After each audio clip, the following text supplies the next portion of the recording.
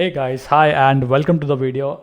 In this video, I want to talk about a special architecture that we essentially developed for ingesting nearly about 90 million records into Elasticsearch or OpenSearch.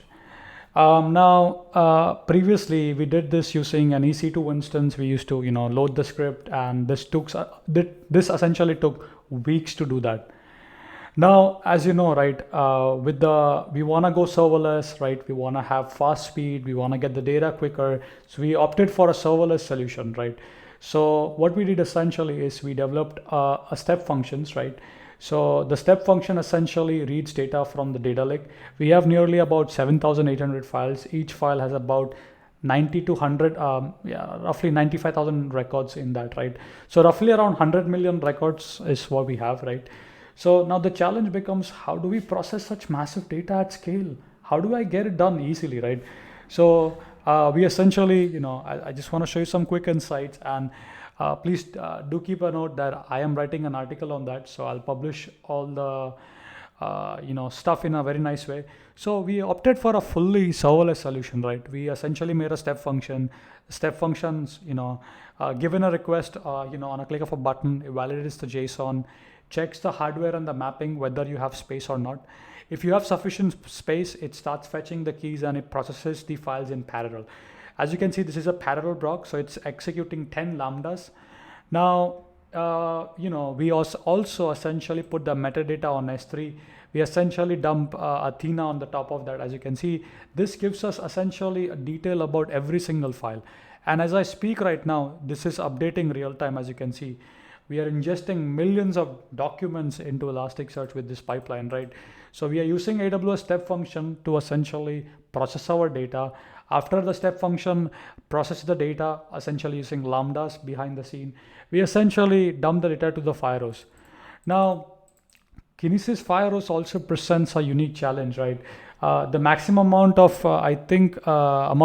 data that you can put into Firehose is 10.6 million bytes per second. Now we soon ran into challenges, right? Because we were publishing more than 10.6 million bytes. So now we had to scale down. We had to reduce our workers on step functions. We reduced it, we scaled down, and essentially made that work. But of course, we can increase the quota by, by requesting, more throughput, right, on Firehose, right? That's that. But as you can see, right, what I'm trying to show you, it's a really fun learning experience. With big data always comes big challenges, right? You have massive amount of data. So talking about the volume aspect here, what we are trying to do here, we are nearly ingesting about 1.2 terabyte of data.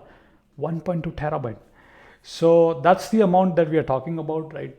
This used to take weeks. We now do it in a couple of hours, 6-7 hours.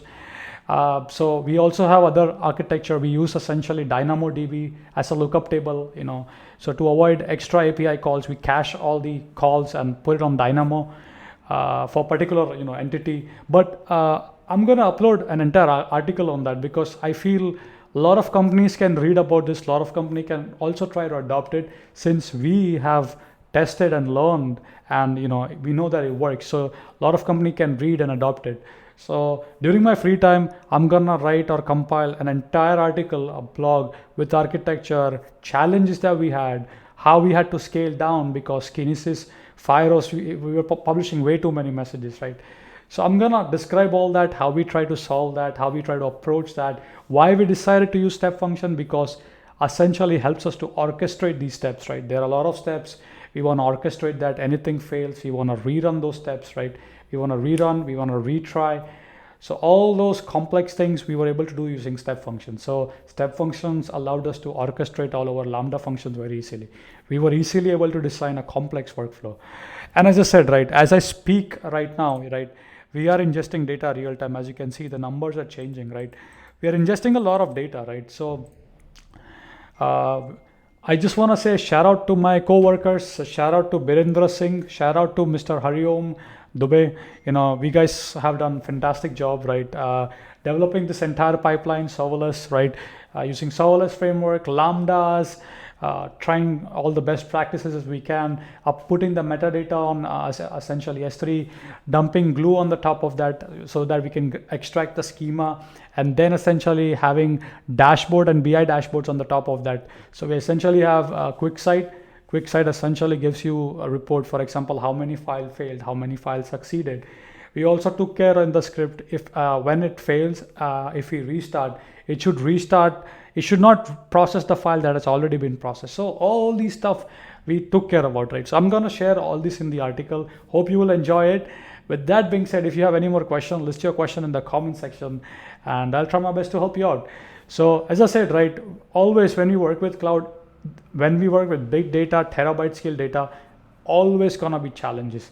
Challenges with space, challenges with speed, challenges with cost, right? So it's always gonna be that.